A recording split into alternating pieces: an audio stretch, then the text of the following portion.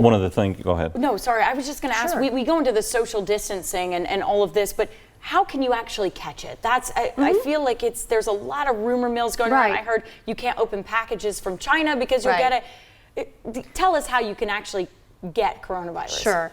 It transmits very similarly to the flu. So it comes from droplets, respiratory droplets from a person, and you can get those from up to 6 feet away, and that's why we recommend, staying 6 feet away from people. Come back in frame, Heather. Come back in frame. It's okay. It's okay. So that's, it can be spread like that. Or if, someone were, say if they were shopping and they sneezed or something on the shopping cart that you go and get, that's important to wipe those things off before you go shopping, just as one example, because you want to make sure that you're not coming in contact with those things. And they're not really sure exactly how long it can live on the surfaces yet. That's something that's still being looked into, and it's going to vary depending on what that surface is. Gotcha. Let's talk about hoarding for just a few moments. Now, hold on a second. Now, I got to talk to my folks out here. Stop it, okay? This is a respiratory virus, first of all, but it's a social experiment also. 90% of the toilet paper that we use is from here in North America. There is 10% we do get from China, okay? We got that.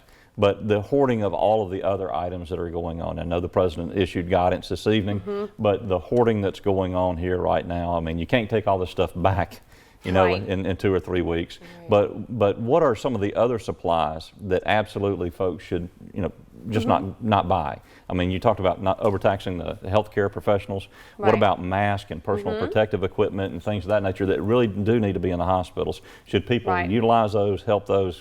Give us your guidance. Right. The face masks are not an effective tool at preventing getting any type of respiratory illness. Now, they are effective for persons who are sick to prevent other people from getting sick, whether it's the flu or whether it's COVID-19, or if someone in your home is sick and you're caring for them, then you can use a mask to protect yourself then. And of course, also for our healthcare providers who use the personal protective equipment to keep themselves from getting sick when they're caring for those persons, because they not only are they caring for someone who might have COVID-19, but they're caring for many other people within the hospitals and settings. So we got to make sure that they're fully protected so that they can do their jobs and take care of you and your loved ones for whatever medical issues that you might have. And as we were discussing pre-show, though, one of the quick ways to help prevent it is the things that we learned when we were 3 years old. Wash your hands. Don't pick your nose.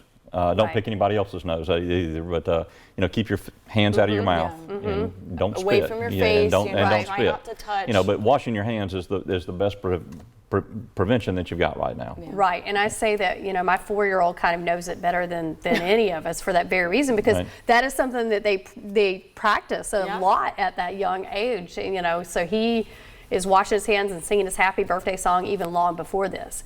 And the thing is when we talk about we kind of laugh about it, but when we talk about these things, it becomes more top of mind, and we're more conscious of that and think about it more. So, we're talking about hand washing, so you're like, yes, I need, and probably you're doing it more often, even if you were, doing the 20 seconds and stuff before. Thinking more about when you do touch your face and saying, oh, yeah, I did touch my face. And so it's just really kind of brings it more top of mind when we talk about it a lot, and makes it to where we think about those choices that we're making and make sure we take those extra precautions. Right. And we actually do have an email question I do want to get to. First one of the night, so whenever.